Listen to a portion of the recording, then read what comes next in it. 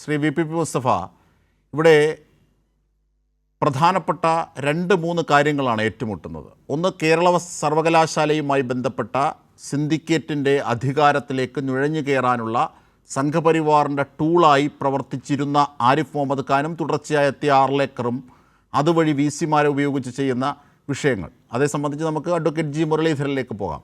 അതിനു മുമ്പ് ഏറ്റവും പ്രധാനപ്പെട്ട മറ്റു ചില കാര്യങ്ങൾ, ഒരു മേഖലയിലേക്ക് കാവ്യവൽക്കരണത്തെ ഭരണഘടനയുടെ ചിഹ്നങ്ങൾ ഉപയോഗിച്ച് കടത്തിവിടാനുള്ള ബോധപൂർവമായ ശ്രമം, ആ ശ്രമത്തെ രാഷ്ട്രീയമായി പ്രതിരോധിക്കുകയാണ് ഇവിടെ.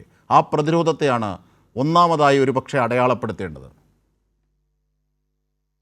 തീർച്ചയായിട്ടും ആജിംഷാദെ, കുറച്ചു കാലങ്ങളായി എന്ന് പറഞ്ഞാൽ മോഡി ഭരണത്തിന്റെ ഏതാണ്ട് തുടക്കം മുതൽ തന്നെ നമ്മുടെ രാജ്യത്തിന്റെ വിദ്യാഭ്യാസ മേഖലയിൽ വലിയ നിലയിലുള്ള നുഴഞ്ഞുകയറ്റത്തിനാണ് RSS ശ്രമിക്കുന്നത്. അതവർക്ക് അറിയാം. കാരണം അവരുടെ ഒരു ഐഡിയോളജി, അവരുടെ ലക്ഷ്യങ്ങൾ, ഇത് സാധ്യതപ്രായമാകണമെങ്കിൽ ഏതൊക്കെ മേഖലകളിൽ അവരുടെ ഒരു ആധിപത്യം നേടണം, അതിനു വേണ്ടിയിട്ട് വളരെ കൃത്യമായ അവരുടെ ഒരു പ്രത്യയശാസ്ത്ര പദ്ധതിയാണ് ഇന്ത്യൻ വിദ്യാഭ്യാസ മേഖലയിൽ വലിയ നിലയിൽ RSSന്റെ ആശയങ്ങൾ എത്തിക്കുക എന്ന് പറഞ്ഞാൽ കാവ്യവൽക്കരണം. സാഫ്രണൈസേഷൻ എന്ന് പറയുന്നത് ഇപ്പോ പുതുതായിട്ട് വന്ന ഒരു വാചകമല്ലല്ലോ. വിദ്യാഭ്യാസ മേഖലയിലെ കാവ്യവൽക്കരണം എന്ന് പറയുന്നത് കഴിഞ്ഞ കുറച്ചു കാലമായി ദേശീയ തലത്തിൽ തന്നെ ഉപയോഗിക്കപ്പെടുന്ന ഒരു ഫ്രൈസാണ്. അത് നേരത്തെ വാജ്പേയി പ്രധാനമന്ത്രിയായിരുന്നപ്പോഴും ഇതേപോലെ കുറച്ച് കേട്ടതാണ്. പക്ഷെ അന്ന് അവർക്ക് ചെറിയൊരു ഡ്യൂറേഷൻ ഉണ്ടായിട്ടുള്ള, പിന്നെ അത്ര അഗ്രസീവായിട്ട് അന്ന് BJP ഭരണം പോവുകയും ചെയ്യാതിരുന്നുകൊണ്ട്, കാർഗിൽ യുദ്ധവും പ്രശ്നങ്ങളൊക്കെ ആയതുകൊണ്ട് അത്ര അഗ്രസീവായി പോകാതിരുന്നുകൊണ്ട് അങ്ങനെ വന്നില്ല. പക്ഷെ ഇപ്പോ അങ്ങനെയല്ല. മോഡി, അമിത്ഷാ ഇതൊന്നോ അതിനെ അടിസ്ഥാനപ്പെടുത്തിയിട്ട് RSSന്റെ എല്ലാ സംവിധാനങ്ങൾ, വിവിധ സംസ്ഥാനങ്ങളിലെ അവരുടെ ഭരണ സംവിധാനങ്ങൾ, രാജ്യത്തിന്റെ എല്ലാ മേഖലയിലും ഭരണഘടനാ സ്ഥാപനങ്ങളിലെല്ലാം അവർക്ക് മേധാവിത്വം നേടിയെടുക്കാൻ വേണ്ടി കഴിഞ്ഞിട്ടുണ്ട്. ഈ തുടർച്ചയായ ഒരു ഭരണ സംവിധാനം കൂടി വന്നതോടുകൂടി അതിന്റെ ഭാഗമായിട്ട് അവർക്ക് കൃത്യമായ പ്ലാൻ ഉണ്ട്. ആ പ്ലാനാണ് അവർ നടപ്പിലാക്കിക്കൊണ്ടിരിക്കുന്നത്. കേരളത്തിലെ ഒരു സർവകലാശാല, കേരള യൂണിവേഴ്സിറ്റിയിൽ നടക്കുന്ന ഒറ്റപ്പെട്ട ഒരു സംഭവമല്ല ഇത്. രാജ്യത്തെല്ലായിടത്തും, തമിഴ്നാട്ടിലെ യൂണിവേഴ്സിറ്റികളിലെ പ്രശ്നങ്ങൾ, അവിടുത്തെ ഗവൺമെന്റിന് കേസിന് പോകേണ്ടി വരുന്നു. കർണാടകത്തിൽ പ്രശ്നങ്ങൾ, ബംഗാളിൽ ഈ പ്രശ്നങ്ങൾ അതിരൂക്ഷമായി. മമതാ ബാനർജിയും ഞങ്ങളും തമ്മിൽ വലിയ അഭിപ്രായ വ്യത്യാസമാണ്. ഞങ്ങളെ വലിയ നിലയിൽ വേട്ടയാടുന്നതാണ് മമതയുടെ ഭരണം. പക്ഷെ അവിടെ മമതാ ബാനർജിയുടെ ഭരണത്തിന് അവിടുത്തെ യൂണിവേഴ്സിറ്റി നിയമങ്ങൾ ഭേദഗതി ചെയ്ത് ചാൻസലറായിരുന്ന ഗവർണർക്ക് പകരം മുഖ്യമന്ത്രിയെ ചാൻസലറായിട്ട് തീരുമാനിക്കുന്ന അവസ്ഥ വന്നു.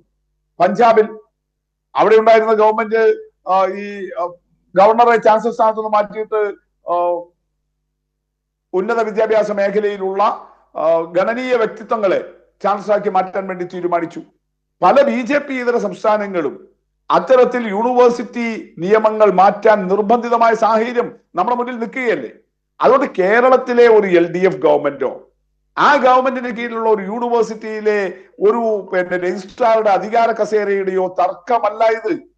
അതിനപ്പുറത്ത് ഈ പറഞ്ഞ കേന്ദ്ര സർക്കാരിന്റെ ഭരണം ഉപയോഗിച്ച് RSSന്റെ ഐഡിയോളജി നമ്മുടെ നാട്ടിലെ വിദ്യാഭ്യാസ മേഖലയിലേക്ക് കുത്തിച്ചെലുത്താനുള്ള, കാവ്യവൽക്കരിക്കാനുള്ള ശ്രമങ്ങൾക്കെതിരായിട്ടുള്ള കൃത്യമായ ചെറുത്തുനിൽപ്പിന്റെയും പോരാട്ടത്തിന്റെയും ഭാഗമാണ് അജിംഷ. അതുകൊണ്ടാണ് നമുക്ക് ഇതിന്റെ മാനത്തെ അങ്ങനെ തന്നെ കാണേണ്ടി വരുന്നത്.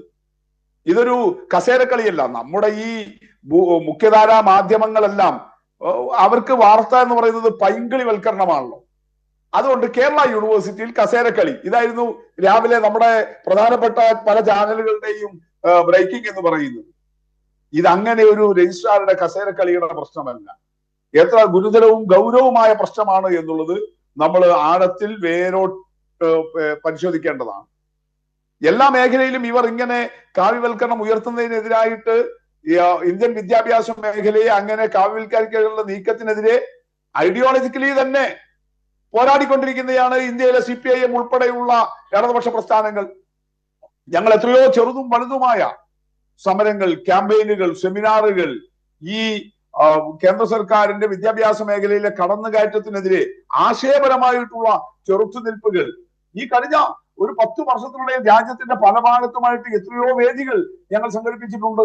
അത്തരം ഇടപെടലുകൾ CPIMന്റെ ഈ കഴിഞ്ഞൊരു 10 വർഷക്കാലത്തെ പാർട്ടി രേഖകൾ പരിശോധിച്ചാൽ നിങ്ങൾക്ക് അക്കാര്യത്തിൽ ഈ വിദ്യാഭ്യാസ മേഖലയിലെ കാവ്യവൽക്കരണത്തിനെതിരായി ഞങ്ങൾ ഉയർത്തിക്കൊണ്ടുവരുന്ന ആശയപരമായ ചെറുത്തുനിൽപ്പിന്റെ വലിയ തലം കാണാൻ വേണ്ടി കഴിയും.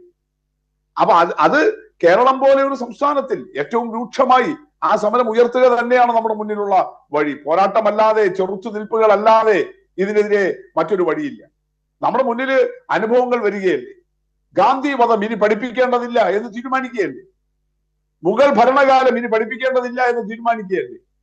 ഡാർവിന്റെ പരിണാമ സിദ്ധാന്തം വേണ്ട, NCERT-യുടെ സിലബസുകളിൽ നിന്ന് ഇത്തരം പാഠഭാഗങ്ങളെല്ലാം നീക്കം ചെയ്യുകയല്ലേ.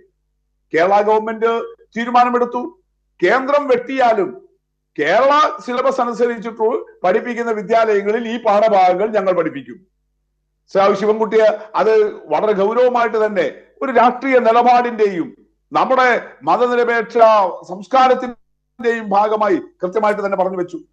അതുകൊണ്ട് RSSന്റെ കടന്നുകയറ്റത്തിനെതിരെ, കാവ്യവൽക്കരണത്തിനെതിരെ ഞങ്ങൾ നടത്തിവരുന്ന അത്യന്തം ഗൗരവമായിട്ടുള്ള ഈ പ്രത്യയശാസ്ത്ര സമരത്തിന്റെയും ചെറുത്തുനിൽപ്പിന്റെയും ഭാഗമായിട്ട് തന്നെയാണ് ഇപ്പോൾ കേരള യൂണിവേഴ്സിറ്റിയിൽ നടക്കുന്ന സംഭവങ്ങളെയും നമ്മൾ കാണേണ്ടത്.